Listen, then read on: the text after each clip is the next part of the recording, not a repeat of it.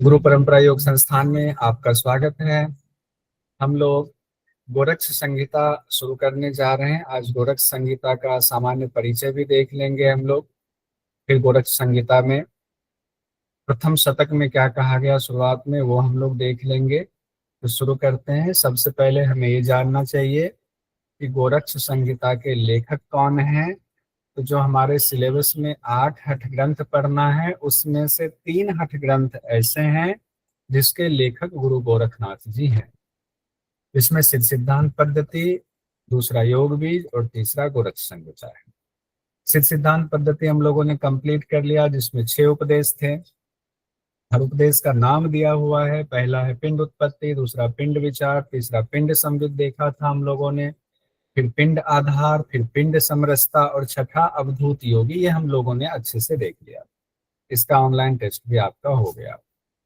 दूसरा है योग बीज। योग बीज भी हम लोगों ने कंप्लीट किया। योग बीज में अध्याय नहीं है, अध्याय में बटा हुआ नहीं है, बल्कि माँ पार्वती भगवान शिव से सवाल पूछ रही हैं और भगवान शिव जवाब दे रहे हैं, जिसमें ज्ञानी साधक और योग साधक के बीच में डिफरेंस भी बताया गया और दोनों का मिलन होने पर ही मुक्ति होगी, ये कहा गया। जिसमें ज्ञान को कहा गया खड्ग है यानी तलवार है, योग को पराक्रम कहा जाता है। जब दोनों मिलेगा तभी मुक्ति मिलेगी, तभी विजय प्राप्त होगी इस संसार भवसागर से।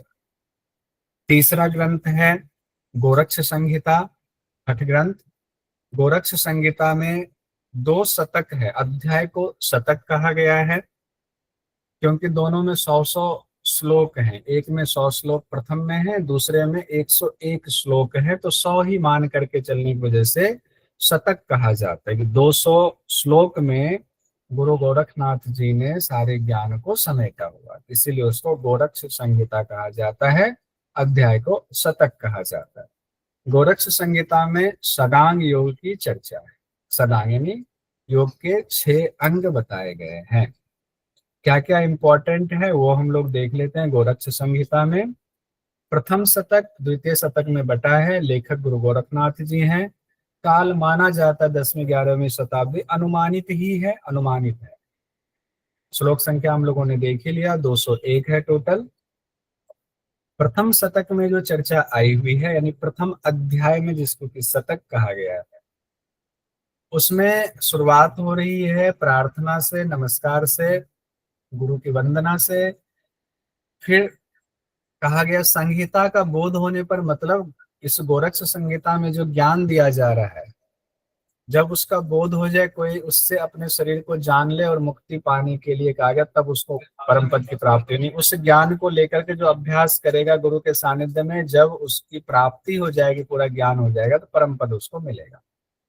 योग के 6 अंग बताए गए हैं। आसन, प्राण संरोध जिसको प्राणायाम भी कहते हैं, प्रत्याहार, धारणा, ध्यान और समाधि, ये 6 अंग बताए गए। इसमें आसन 2 ही आसन बताया गया है, सिद्धासन और कमलासन।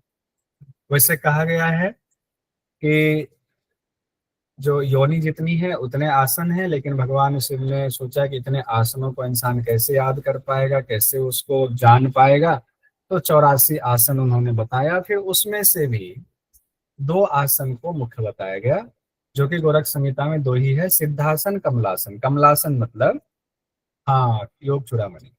सिद्धासन, कमलासन। कमलासन मतलब पद्मासन की चर्चा है।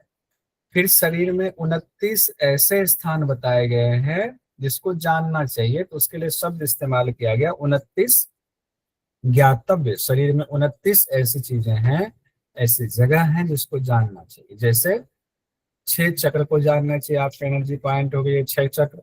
16 आधार है, उसको जानना चाहिए। 2 लक्ष्य है, उसको जानना चाहिए।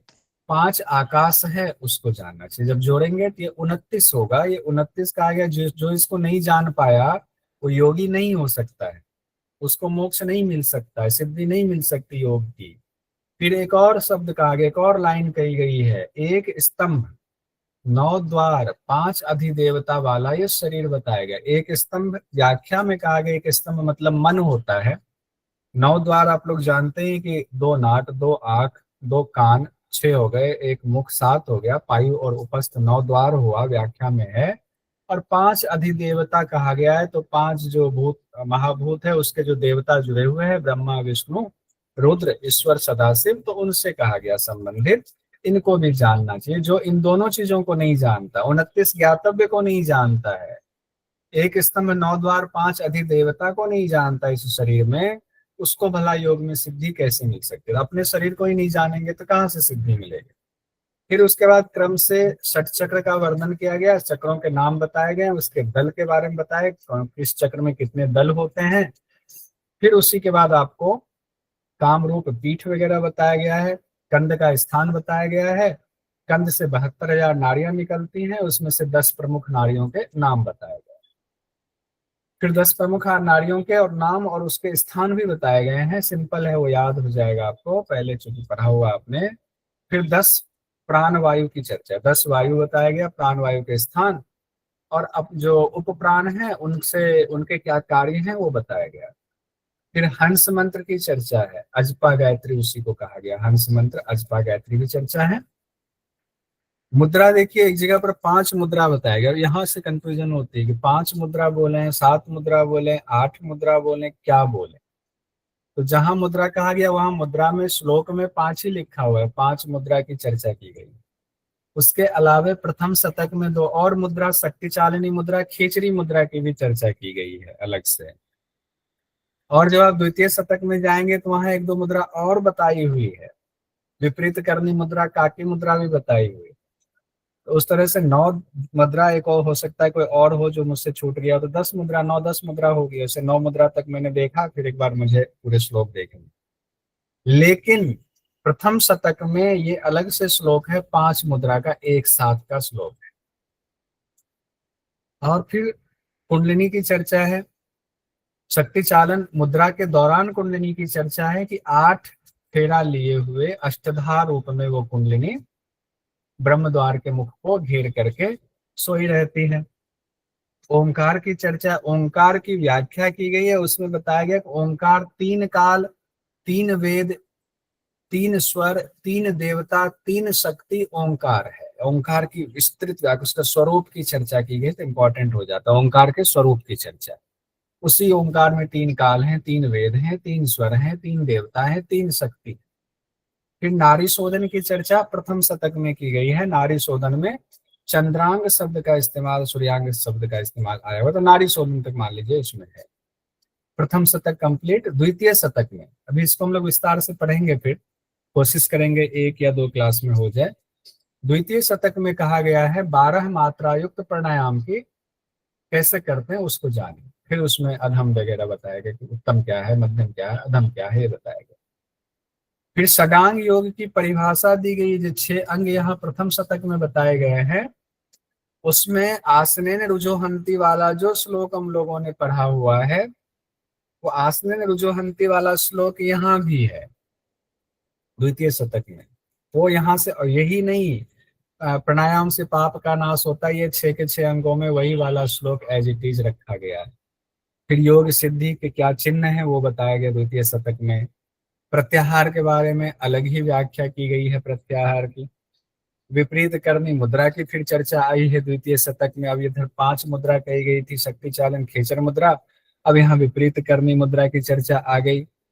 फिर यहाँ खेचरी की विशेषता बताई जा रही, फिर काकी मुद्रा की भी चर्चा की जा रही द्वितीय शतक में। फिर उसके बाद पंचधारणा है, वही पंचधारणा जो हम लोगों ने घिरण संहिता में पढ़ा हुआ है पंचधारणा, और योग उपनिषदों में भी पढ़ा हुआ पंचधारणा। यहाँ पंचधारणा यानी 5 चक्र पर ध्यान, और 5 घटी तक वहां पर ध्यान लगाने के बाद आई हुई, धारणा करने के बाद आई। फिर ध्यान का इसमें विस्तृत वर्णन किया गया है द्वितीय शतक में। सकल और निष्कल ध्यान कहा गया, उसी को सगुण या निर्गुण ध्यान आप कह सकते हैं। और इतना महत्व बताया गया है ध्यान का कि ध्यान को सहस्त्र अश्वमेघ यज्ञ के बराबर कहा गया है। ध्यान का महत्व, सहस्त्र अश्वमेघ यज्ञ करे तो ध्यान से उतने ही बराबर फल की प्राप्ति हो। फिर समाधि का वर्णन है, समाधि के बारे में बताया गया है।